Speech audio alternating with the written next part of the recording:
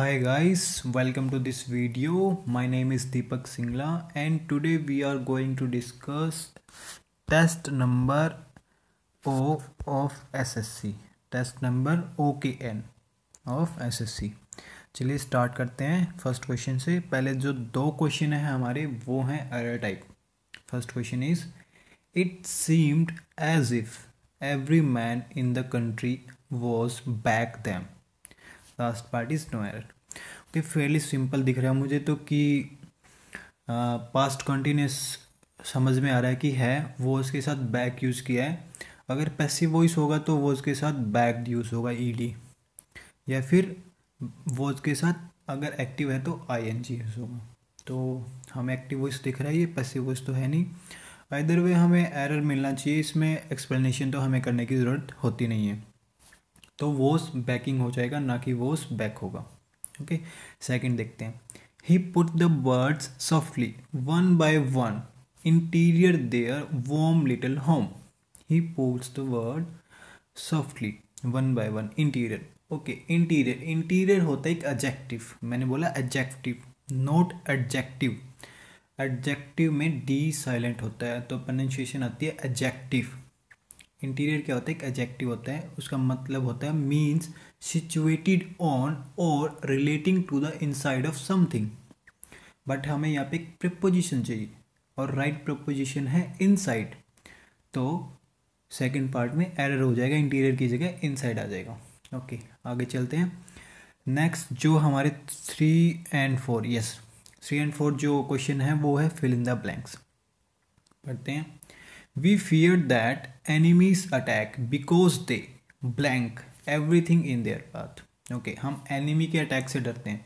अब क्यों डरेंगे? कुछ ना कुछ भाई बुराई होगा तभी डरेंगे ना, कुछ अच्छा तो होगा नहीं। तो देख लेते हैं, अगर डायरेक्ट मीनिंग पता है तो ठीक है, वरना एलिमिनेशन मेथड से चलते हैं। देखिए, हमें रेमेडी उठाते हैं। पहले रेमेडी का मीनिंग सबको पता होगा। रेमेडी होता है पेनिशिया, क्योर ऑल। तो भाई वो क्योर तो करेंगे नहीं, अगर क्योर करेंगे तो उनके अटैक से क्यों डर लगेगा? तो ये तो साफ साफ एलिमिनेट हो गया। फर्स्ट ऑप्शन है सेटिटिएट। सेटिटिएट होता है टू फिल। अगर हम इसको थोड़ा सा रीजनिंग लगाएं तो सेटिटिएट हो सकता था, फिल अगर ऑप्शन हो सकता था अगर आगे कुछ मेंशन होता है एवरीथिंग के बाद। अगर ये होता we fear that enemies attack because they fill everything with some bad thing, अगर ये मेंशन होता तो माइट भी आंसर हो सकता था, बट ऐसा तो कुछ है नहीं, कंप्लीट सेंस बनाएगा नहीं, तो ये भी रिजेक्ट हो गया। अब बसते क्वेंच और इंसिनरेट। ओके, क्वेंच होता है सेटिस्फाई वंस थर्स्ट। अब क्वेंच भी अगर हम पुट करेंगे फिल इन द ब्लैंक्स में तो भी कंप्लीट सेंस नहीं दे रहा, तो एक ही ऑप्शन बचता है इंसिनरेट, जिसका मतलब होता है destroy by burning. Okay, next पढ़ते हैं। The president coterie of advisors was unable to offer him a dash to the national problems. कोइट्री होता है a small group especially of people, तो ऑलरेडी यहाँ पे मेंशन है of advisors. Okay, the president's कोइट्री of advisors was unable to offer him a dash to the national problem. अब वो enable थे किसी नेशनल प्रॉब्लम का कुछ देने में। अब क्या देने में अनेबल रहे होंगे वो? सीधा सा मुझे मतलब हिंट मिल रहा है, सॉल्यूशन ऑप्शन में है। और वैसे भी सॉल्यूशन +2 होता है, solution of to something, solution +2 something, और मिक्सर के साथ ऑफ लगता है।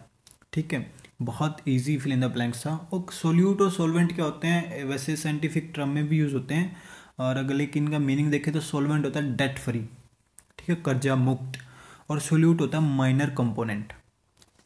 ओके, अब देखते हैं हम next question. 5th and 6th जो है हमारे हैं सिमिलर मीनिंग वाले, यानी कि सिनोनिम टाइप। फर्स्ट जो है यानी कि 5th क्वेश्चन है वो रिडंडेंसी। रिडंडेंसी और सुपरफ्लुअस, जो कि एक्सेस में हो। ठीक है, जो सुपरफ्लुअस हो जाता है मतलब कि कुछ ऐसा पार्ट आ जाता है सेंटेंस में जो कि एक्स्ट्रा, जिसकी जरूरत नहीं होती है, कि इन एक्सेस। ओके, इससे साफ साफ हमारा आंसर आ गया इन एक्सेस। सिमिलर मीनिंग देखना है, बिल्कुल ईजी था। बाकी जो है पोसिटी है, डर्थ है, एब्सेंस है, सारे के सारे एक ही चीज़ को बताते हैं, कमी, किसी चीज़ की कमी होना। और एक और इनका सिनोनिम होता है स्कैरसिटी। ओके, और इससे रिलेटेड दो बहुत अच्छे अच्छे फ्रेज हैं एक तो होता है too much of a good thing, बहुत अच्छा फ्रेज है, too much of a good thing, बहुत बार आरसीज में यूज होता है। और सेकंड फ्रेज है thrice old tale, thrice old tale. Okay, तो ये दोनों फ्रेज भी याद रखना इसके साथ, बहुत अच्छे हैं। इनहिबिटर, नेक्स्ट है इनहिबिटर। इनहिबिटर होता है वो जो किसी प्रोसेस को स्लो डाउन कर दे।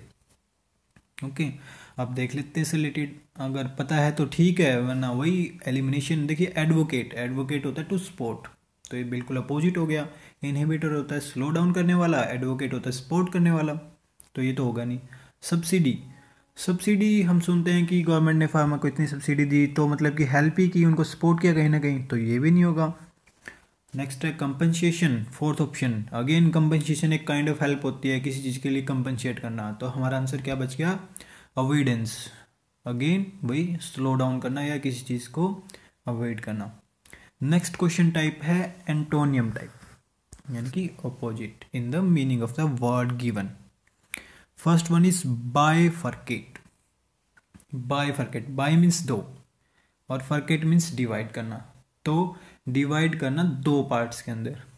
एक बार थर्ड इसका ऑप्शन देखिए, फरकेट होता है, फरकेट भी डिवाइड करना होता है, बट खाली फरकेट होता है डिवाइड करना दो या दो से ज़्यादा में, दो में नहीं, दो से ज़्यादा में, ठीक है, साथ में। और वैसे भी हमें इसका एंटोनियम देखना है, तो रमीफाई। एक बार सेकंड ऑप्शन देखते हैं, क्योंकि डिवाइड कर रहा है कंबाइन, तो हमारा ऑप्शन हो ही गया, बिल्कुल ईजी है। अगर हमें बाइफरकेट का मतलब है, आंसर लगा के हम सीधा निकल जाएंगे। बट अगर ना पता हो, कंबाइन की जगह कुछ अगर टिपिकल वर्ड दे रखा हो, तो अगर ऑप्शन से रिजेक्ट करना तो देख लेते हैं, बाकी अगर हमें पता है तो।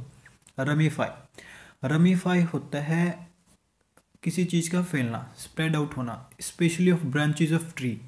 ओके, जब ट्री की जो ब्रांचेज हैं वो स्प्रेड आउट हो जाती है, तो रमीफाई उस प्रोसेस को बोलते हैं। डाइवर्ज भी अगेन फैलना ही होता है, रमीफाई और डाइवर्ज दोनों सिनोनियम है, तो इसका आंसर क्या होगा, कंबाइन। डिसेंशन, डिसेंशन का मीनिंग होता है डिसएग्रीमेंट। ओके, डिसएग्रीमेंट होना किसी चीज़ के बीच। ओके, फर्स्ट, और इसका हमें सिनोनियम पता है, बोन ऑफ कंटेंशन, ठीक है। अगर इससे रिलेटेड हम अगर सिनोनियम नहीं, अगर फ्रेज देखें तो डिसेंशन का बोन ऑफ कंटेंशन, ठीक है, लड़ाई का कान, यानी कि डिसएग्रीमेंट कराने वाला। कंट्रोवर्सी वही होती है, बिकरिंग, बिकरिंग भी टू आर्ग्यू करना किसी के बीच में, ठीक है। स्ट्राइफ, स्ट्राइफ होता है एक वॉयलेंट डिसएग्रीमेंट, ठीक है। स्ट्राइफ बिटवीन, स्ट्राइफ के साथ क्या यूज़ करते हैं हम, बिटवीन यूज़ करते हैं। तो ये सारे तो इसके सिनोनियम हो गए, लेकिन हम एंटोनिम चाहिए, तो एक होता है हार्मोनी। हार्मोनी यानी कि एक लय में काम करना, साथ में काम करना। ओके, एक बार ऊपर चलते हैं बायफरकेट पे। इसका मैं फ्रेज बताना भूल गया, इसके लिए एक ईडियम यूज़ होता है बहुत अच्छा, अनटाई द नॉट। बायफरकेट का एक बहुत अच्छा ईडियम होता है अनटाई द नॉट, याद रखिएगा, untie the knot. Next question type है idiom and phrase. Okay, question है get up on the wrong side of the bed. इसका हमें बताना है कि इस ईडियम का मीनिंग क्या है, get up on the wrong side of the bed. Okay, क्या होगा अगर रात को आप रोंग साइड पे सो जाएं बेड के, जिस साइड गिरने के पूरे पूरे चांस हो, तो बहुत बुरा होगा ना, आप गिर जाओगे, चोट लग जाएगी। तो अगर ऑप्शन देखें तो बड़े आराम से हम आंसर ढूंढ सकते हैं, एलिमिनेट कर सकते हैं बाकियों को। फर्स्ट अगर देखें, make a wrong decision and regret it for the rest of the life. अब रेस्ट ऑफ द लाइफ तो हम रिग्रेट करेंगे नहीं, अगर बेड से गिर जाएंगे तो, ठीक है। एक बार के रिग्रेट करेंगे कि हाँ भाई, बस एक ही रात के लिए कि हाँ मैं गिर गया, मेरी नींद खराब होगी। सेकंड देखते हैं, start the day in a bad mood which continuous all day long. Yes, हाँ, बैड मूड हो जाता है अगर सुबह सुबह गिर जाओ तो चोट लग गई यार, बहुत बुरा हुआ, और सारा दिन खराब रहता है, तो हमारा यही आंसर हो जाएगा। बाकी ऑप्शन भी आप पढ़ लेना, आराम से रिजेक्ट हो जाएंगे। नेक्स्ट ईडियम है learn by heart. Learn by heart, कोई चीज़ हम दिल से करते हैं तो बहुत अच्छे से करते हैं, यानी तो लर्न बाय हार्ट, तो मेमोराइज करना, उसको अच्छे से मेमोराइज करना, सीखना, टू मेमोराइज समथिंग। ओके, इससे रिलेटेड हार्ट से रिलेटेड एक बहुत अच्छा ईडियम है, मैं आपको बता देता हूँ, to your heart content, TO to your heart content. इसका मीनिंग आप वर्कआउट कीजिए और वर्कआउट करके कमेंट बॉक्स में मुझे बताइए कि इसका मीनिंग क्या होता है, to your heart content. Okay, next जो क्वेश्चन टाइप है वो है जो ब्रैकेट में गिवन है उनको इम्प्रूव करना है। पढ़ते हैं 11th क्या कहते हैं। She starts walks without responding. She starts walks without responding. Okay, starts and walks awkward लग रहा है, पढ़ते ही मतलब की फीलिंग आ जाती है यार ऐसा तो हो ही नहीं सकता, बिल्कुल भी दो मेन वर्ब हो ही नहीं सकती एक सेंटेंस में, ठीक है, लगातार। तो नो इम्प्रूवमेंट का तो सीन बनता ही नहीं है यहाँ पे, ठीक है। देखते हैं अब स्टार्टिंग वॉकिंग, अगेन वही सेम सेम सीन हो गया, ये भी रिजेक्ट हो जाएगा। अब अगर मैं सेकंड ऑप्शन पे जाऊँ, she started walking without responding, yes यही आंसर होगा। क्यों होगा? उसने स्टार्ट कर दिया वॉकिंग, क्या कर दिया वॉकिंग करना। यहाँ पे वॉकिंग क्या हो जाएगा, एक पार्टिसिपल की तरह एक्ट करेगा, प्रेजेंट पार्टिसिपल। और प्रेजेंट पार्टिसिपल क्या होता है, एक वर्ब की फॉर्म होती है जो एक एडजेक्टिव और नाउन का काम करती है, ठीक है। तो यहाँ पे ये एडजेक्टिव का काम करे। सी स्टार्टेड वॉकिंग विदाउट रिस्पॉन्डिंग, उसने क्या स्टार्ट किया, वॉक करना स्टार्ट कर दिया, ठीक है। ओके जी, नेक्स्ट क्वेश्चन है ही मस्ट, ब्रैकेट में है दिया गया being overwhelmed with the responsibility. अब ओवरवेल्म की बात देखते हैं पहले। ओवरवेल्म के दो मीनिंग होते हैं, एक तो बहुत ही ज़्यादा इमोशनली अटैच हो जाना, इफेक्ट होना उसका इमोशनली, कोई चीज़ आप किसी बंदे के लिए कर दो तो वो बोल दे कि यार I am overwhelm by this, कि बहुत ही ज़्यादा इमोशनली अटैच हो गए उससे। दूसरा ओवरवेल्म होता है किसी ह्यूज मास के नीचे दब जाना, बरी beneath the huge mass of something. Okay, यानी कि यहाँ पे साफ साफ हमें मीनिंग पता चल रहा है, रिस्पॉन्सिबिलिटी के अंदर दब गया वो। और ओवरवेल्म थर्ड फॉर्म है, तो मस्ट के साथ हमें पता है कुछ ना कुछ हमें हेल्पिंग वर्ब चाहिए, और जब कंबाइंड हेल्पिंग वर्ब की बात आती है तो हम वहाँ पे हैव यूज़ करते हैं, ना कि हैज़ यूज़ करते हैं। तो इसलिए हैज़ यहाँ पे रिजेक्ट हो जाएगा। जैसे will have been, shall have been होता, कभी भी हैज़ बीन नहीं होता। तो सीधा सा आंसर हो जाएगा he must have been overwhelmed with the responsibilities. और दूसरी बात भी, मस्ट हैव बीन जो एक फ्रेज़ है वो एक बिल्कुल क्लियर उसके लिए करते हैं कि हमें पता हो कि हाँ भाई रीज़न यही है। मस्ट हैव बीन बिल्कुल आपको आइडिया हो, हाँ ऐसा हुआ होगा, तभी आप यूज़ करते हो।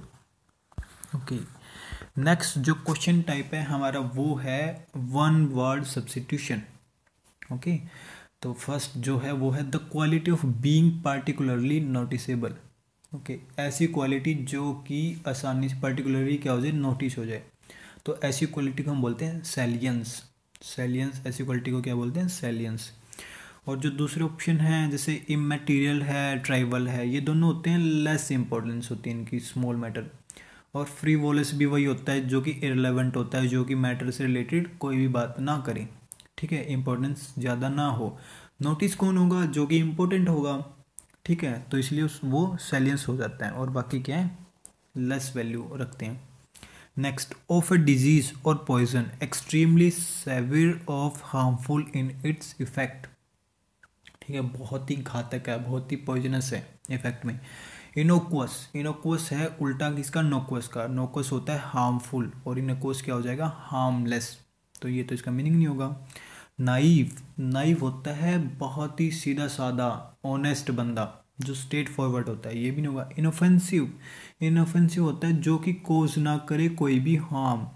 तो देखिए तीनों ऑप्शन रिजेक्ट हो गए। अगर वरुलेंट का आपको मीनिंग भी नहीं पता है कि ये क्या है तो अभी आप रिजेक्ट कर सकते हैं, क्योंकि तीनों एक मीनिंग फॉर्म कर रहे हैं, ठीक है, तीनों का एक ही जैसा मीनिंग है। जो लास्ट वाला जो बच गया, जो फोर्थ बच गया, ऑड वन आउट बच गया, तो वो क्या हो जाएगा, हमारा आंसर हो जाएगा, अगर आपको पता भी नहीं है तो। नेक्स्ट है स्पेलिंग करेक्ट करना। देखिए क्वेश्चन बहुत अच्छा है, इसमें मैं आपको पहले बता देता हूँ। एनालोगस, एनालोगस क्या होता है, जो कंपेयर करे, ठीक है, किसी चीज़ से कंपेयर करे। अब इसका सही आंसर है थर्ड, एनालोगस, ANALOGUS। हो सकता है अगर आप SSC के प्रीवियस ईयर कर रहे हो आपको वहाँ पे मिल जाए ANALOGUES करेक्ट, बट वो गलत है। रियल यही होती है ANALOGUS। अगर आपको GUES कहीं मिलती है तो रॉन्ग है, कहीं भी दिया है तो उसको करेक्ट कर लेना। 16, अनरफल्ड, अनरफल्ड होता है काम। ये मतलब कि स्पेलिंग का ये है, कुछ खास रूल तो होते नहीं है, एक दो होते हैं जो फॉलो करते हैं, बट आप एक काम कर सकते हो, जितने भी प्रैक्टिस करते हो हर बार करेक्ट स्पेलिंग को नोट करते हुए चलो और उसका मीनिंग लिख लो, ऑटोमेटिक क्या आपको आइडिया हो जाएगा कि हाँ भाई मैं ये पढ़ चुका हूँ, और ऑटोमेटिक आपके दिमाग में स्ट्राइक कर जाएगा कि हाँ मैंने लिखा हुआ है इसको, यही आएगा।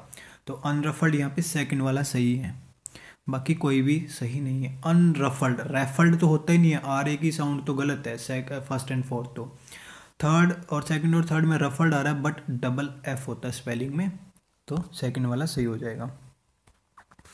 ओके, नेक्स्ट जो क्वेश्चन टाइप है वो है कोहेरेंट पैराग्राफ। हमें पैराग्राफ कंप्लीट करने हैं कि कोहेरेंट क्या ऑर्डर वो फॉलो कर रहे हैं। ओके, देखते हैं। ये क्वेश्चन हो गए एलिमिनेशन से। अगर आपको बिल्कुल भी स्ट्राइक ना करे, एक तो देखिए रीडिंग से तो होंगे ही होंगे, रीडिंग तो बिल्कुल हेल्प करेगी, रीडिंग तो आपको करनी है। बट अगर फिर भी हेल्प ना आए तो एलिमिनेशन राउंड से जाइए। एलिमिनेशन मेथड बहुत सही रहेगा इनमें। जैसे अब ट्राई करते हैं कैसे अप्लाई करना है। फर्स्ट वाला देखते हैं। It was 3 o'clock in the afternoon. Okay, it was 3 o'clock in the afternoon. हमें कोई हिंट नहीं मिल रहा कि आगे क्या बात होगी। ऑप्शन XYZ तीनों से स्टार्ट हो रहा है XYZ।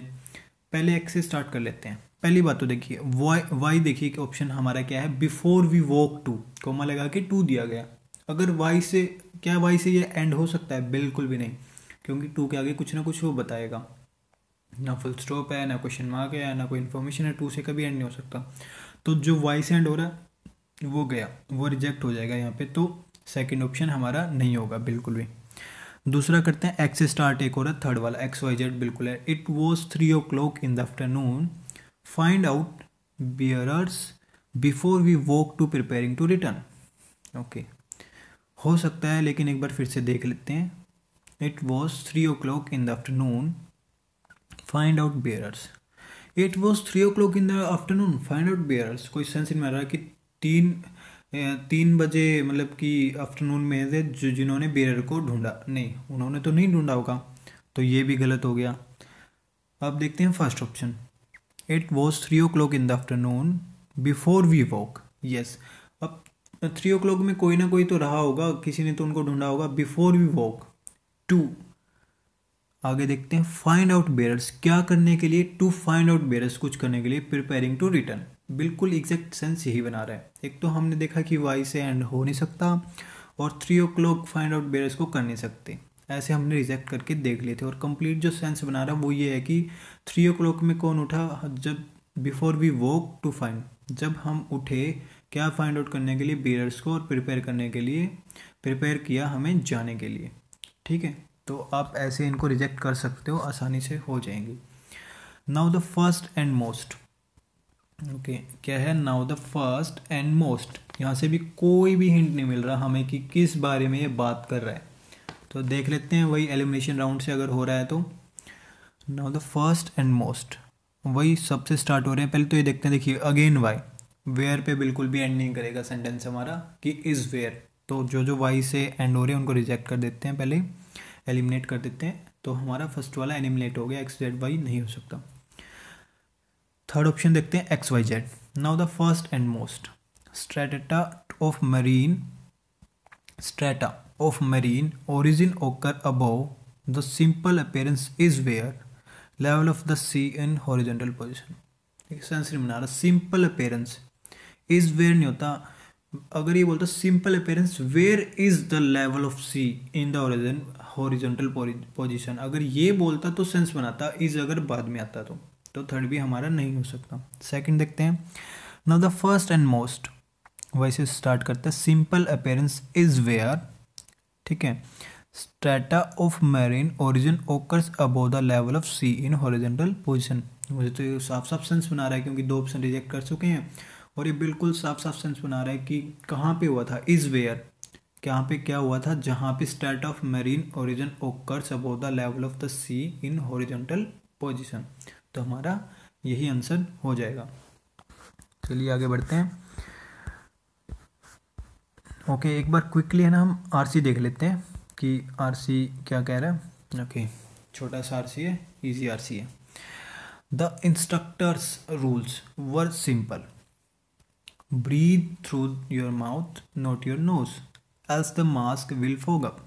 ओके, ऑथर जो है इंस्ट्रक्टर के रूल के बारे में बात कर रहा है कि बहुत सिंपल थे कि आप अपने माउथ के थ्रू सांस लीजिए, ना कि नाक के थ्रू। अगर आप ऐसा करेंगे जो आपका मास्क है जो फोगअप हो जाएगा। फोगअप मीन्स डिफ़िकल्ट टू सी, जैसे धुंध आ जाती है ना हमारे, अगर जो स्पेक्स यूज़ करते हैं, कई बार ठंड में क्या होता है कि सांस की वजह से अगर हवा पास ना हो तो वो जो फोग है जो वो स्पेक्स पे आ जाता है, और जैसे ही विंड ग्लास पे आ जाता है, जो हमारी व्हीकल्स होते हैं विंटर्स में तो फोग अप हो जाते हैं वो ग्लासेस।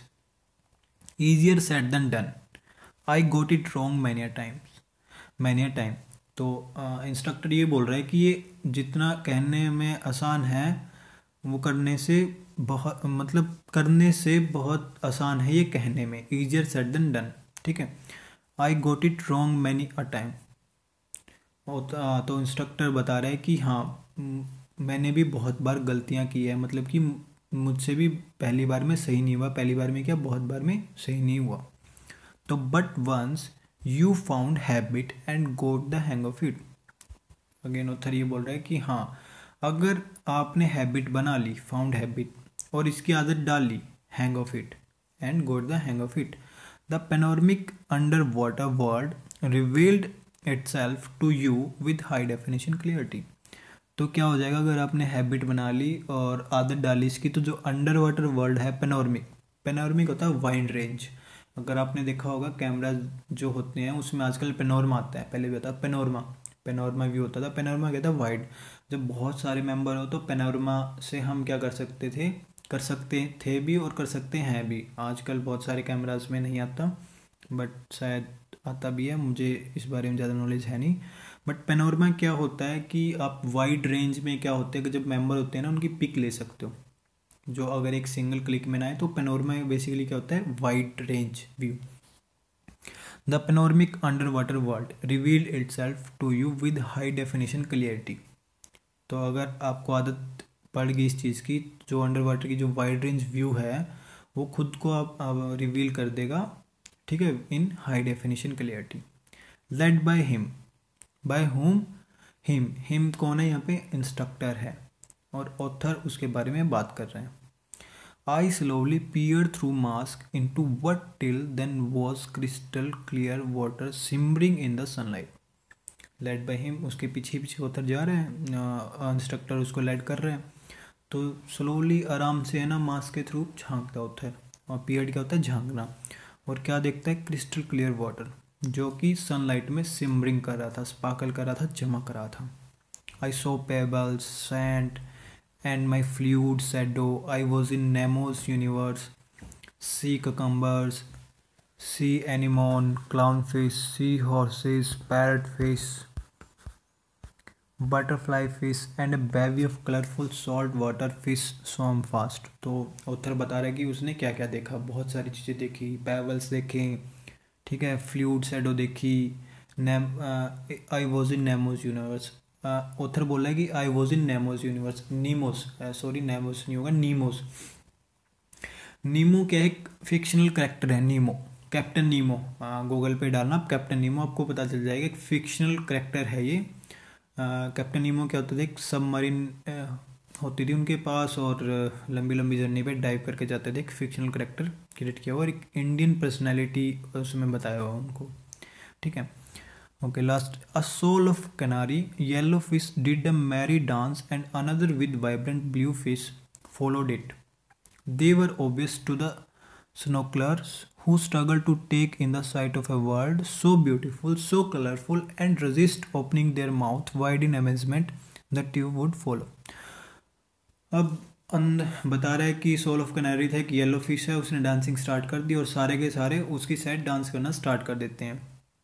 तो वो इतना ब्यूटीफुल था, इतना कलरफुल था, इतना अमेजमेंट कर दिया उसने सबको। स्नोकलर वो होते हैं जो डाइव लगाते हैं, डीप डाइव लगाते हैं, ठीक है, वाटर के अंदर, उनको स्नोकलर बोलते हैं, और एक्टिविटी को स्नोकलरिंग बोलते हैं। तो इतना अमेजमेंट था उनके लिए कि वो अपने आप को रोक नहीं पाए और उन्होंने अपना माउथ ओपन कर लिया। और जो एक बात आपने नोटिस की होगी, मूवीज़ वगैरह में देखा होगा, जब वो डाइव करते हैं तो ऑक्सीजन के लिए अपने मुंह में क्या करते हैं, मीडियम होता है। तो वो इतने हैरान रह गए कि उन्होंने क्या किया कि अपना माउथ ओपन कर लिया और जो ट्यूब होती है वो फॉल अप होगी मुंह के अंदर से। यही ऑथर ये कह रहा है कि बेसिकली पूरे पैसेज में क्या बताया था कि उसने डाइविंग की सी के अंदर और जो जो वहाँ पे देखा और जो जो हुआ वो बेसिकली उसने एक शॉर्ट से पैसेज में बताया। चलिए क्वेश्चन करते हैं। The writer is describing her experience of which activity. Okay, अब हमें क्वेश्चन से पता चल गया कि जो ऑथर है वो फीमेल है। हर एक्सपीरियंस ऑफ विच एक्टिविटीज़, तो कैसी एक्टिविटी है, डाइव किया था और डाइव करने वाले को स्नोकलर कहते हैं, स्नोरकलर, और एक्टिविटी को स्नोरकलिंग कहते हैं। तो इसका ऑप्शन क्या हो जाएगा, सेकंड हो जाएगा। How do avoid the mask fogging up. Okay, mask को कैसे अवॉइड करना है, हमने फर्स्ट सेंटेंस में पढ़ा था कि हमें ब्रीथ करना है माउथ से, ना कि नोज से, तो by breathing through the mouth. इसका ये आंसर हो जाएगा second. What is Nemo. Actually देखिए नीमो यहाँ पे थोड़े से ऑप्शंस हैं वो सही सेट नहीं हुए हैं, बट अगर आप रिजेक्ट करना चाहो तो आराम से यहाँ से रिजेक्ट कर सकते हो।